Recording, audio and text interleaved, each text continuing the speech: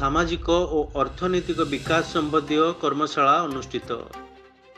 ओडिशा जाति और अनुसूचित जाति और अनुसूचित जनजाति मंगल परिषद चैप्टर पक्षरु स्थानीय इंजीनियर भवन ठारे ओडिशा चैप्टर अध्यक्ष श्रीयुक्त दिवाकर पात्र अध्यक्षतार एक राज्यस्तरीय कर्मशाला अनुष्ठित हो जाइछि।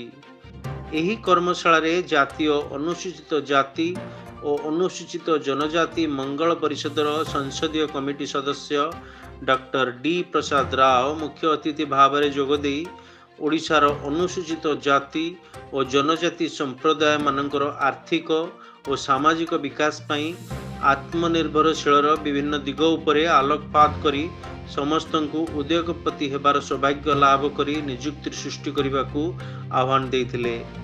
विशिष्ट अतिथि भाव में IFS और consul general New Zealand doctor Madan Mohan Sethi, भारतीय प्रशासनिक अवसर प्राप्त अधिकारी तथा पूर्वतन ओडिशा मुख्य शासन सचिव श्रीयुक्त विजय पट्टनायक, नाइजर कुल सचिव doctor Abhay Kumar Nayak, UCO bank general manager Gautam Patra प्रमुख जोगदे उपस्थित उद्योगी मानक सामाजिक और आर्थिक स्तर में विकास निमंते मत रखिथिले।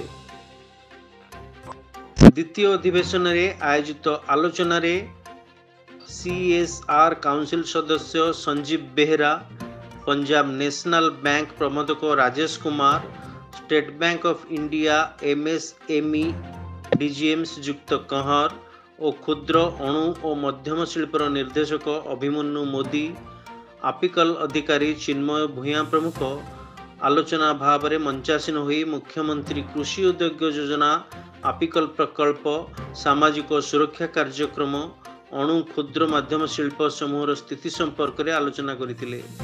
एही अधिवेशन को जयप्रकाश फाउंडेशन अध्यक्ष प्रभास सामंतराय परिचालना करथिले। ओडिशा चैप्टर अध्यक्ष श्रीयुक्त दिवाकर पात्र शेष धन्यवाद अर्पण करथिले।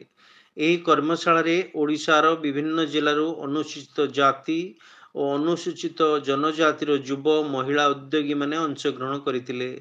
ब्यूरो रिपोर्ट सहित मु शक्ति महापात्र, ओडिशा मिरर।